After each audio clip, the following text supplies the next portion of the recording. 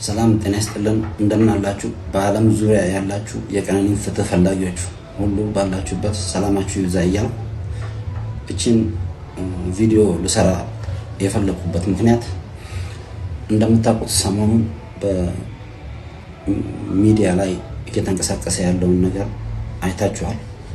ብዙ ኮሜንቶች እየተሰጡበት ነው እና ለምሳሌ አንዱ አለም ከቤተሰብ አማክር ያለው እሷ ያመማት ስለሷ ጉዳይ ከቤተሰብ ጋር ተወያይቻለሁ፣ ስለዚህ መፍትሄ አልሰጡኝም ብሎ ሲናገር ሰምተናል።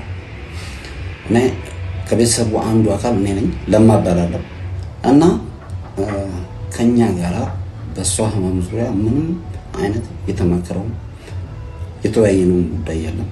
ይሄ እንዲታወቅ ፈልጋለሁ። ሲቀጥል ደግሞ ማለት ነው ያ ብቻ አይደለም፣ እንኳን የሷ ህመም ወይም ደግሞ አሞታል ብሎ ሊያማከረን አይደለም። እንደምታውቁት ያረፈች ቀን እኔን 6:20 ላይ ደውላልኝ በአንዱ አለም ስም ላይሰንስ አውጣና መኪና ማስገባት እንፈልጋለን ብላ 6:20 ያናገረችኝ በሰላም የተወያየን ልጅ ነች።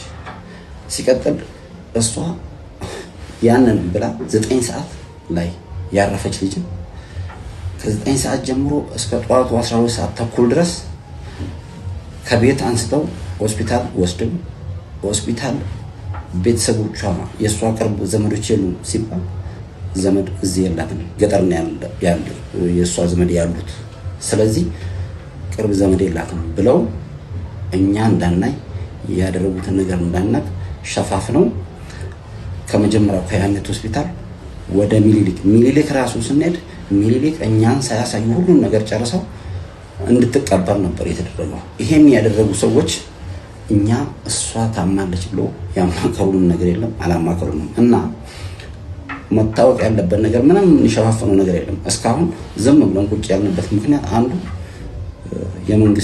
መንግስት በእጁ ይሄን ጉዳይ ይዞ መንግስት እየተከታተለው ስለሆነ መንግስት እጅ ያለ ጉዳይ ነው ብለን ነው። አሁን ግን እነግራችኋለሁ ያለውን ነገር። እኔ አስከሬኗን ከፍቼ ነው ያየሁት። አስከሬኗ ላይ ምንም አይነት ስብራትም ሆነ ደምም ሆነ የተለያየ ጉዳት አልደረሰም። ከዛም ያክል ፎቅ ላይ የወደቀ ሰው ደግሞ ይሰባበራል፣ ብዙ ነገር ይደርስበታል። ስለዚህ ማለት ነው አንዱ ቀነኒ እቤት ውስጥ ነው የሞተችው። እቤት ውስጥ ሞታ ነው አቅፈው መሬት ጥለው አወርደው እንደዚህ ሞተች፣ ራሷን ጣለች የሚሉት እንጂ እሷ እንደዚህ አይነት ሐሳብ ላላቸው ሰው እንኳን መድኃኒት ነች። ስለዚህ የሞተችውም ቤት ነው፣ ከቤት ነው አወጥተው ታች ጥለው ጮኸው እንደገና ማንም እኛ ሳናይ ምንም ነገር የሷን አሟሟትም ምንም ነገር ሳናቅ እዚህ ከተማ እያለን 9 ሰዓት የሞተች ልጅ በሚዲያ ተለቆ ስለሷ ጉዳይ ሌላ ስንት ሰው አውቁ ከመጀመሪያው ሆስፒታል እስከ ሚሊሊክ ሄዱ። ሚሊሊክ ያለው ፕሮሰስ አልቆ ከዛ በኋላ ነው እኛ ራሱ የደረስነው። በግድ አስከሬኗን አስከፍቼ ያየሁት እኔ ነኝ።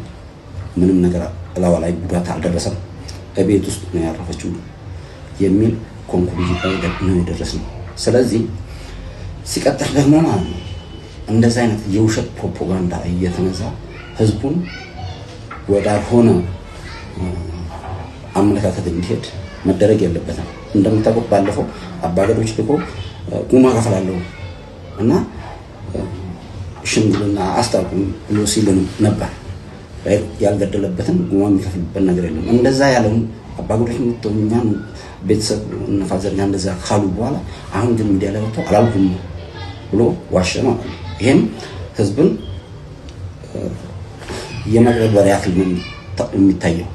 ሁለተኛው ትልቁ ነገር ደግሞ የቀነኒ ትንሹ ወንድም ወይም ደግሞ ሊበን ወጥቶ እሱ በተናገረው ነገር እና ለማም ያውቃል ሊበንም ያውቃል ብሎ ባለው ዙሪያ እሱ ትክክለኛውን መልስ ሰጠ።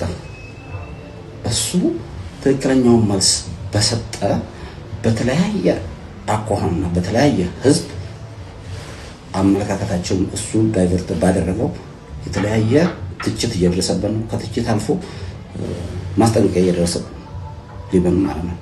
እዚህ ላይ ምንም አይነት ጉዳት ቢደርስ ምንም አይነት ሌላ ነገር ቢደርስ ይሄን ያደረሰው ሌላ ሳይሆን የምናውቀው አንድ ሰው ነው። ስለዚህ በሌላ ሰውም ቢደርስ ይሄን ነገር የሚያደርገው እሱ ስለሆነ የኢትዮጵያ ሕዝብ በጠቅላላ በዓለም ላይ ያላችሁ ታውቁልን በቤተሰቡ ላይ ምንም አይነት ጉዳት ቢደርስ ከዛ ከአንድ ሰው ጭንቅላት ማንወድ መሆኑን እንዲታወቅ እንፈልጋለን። ፍትህ ለቀነኒ። አሁንም ከጎናችን ስላላችሁ እናመሰግናለን። ይሄን ለማለት ነው። አመሰግናለሁ።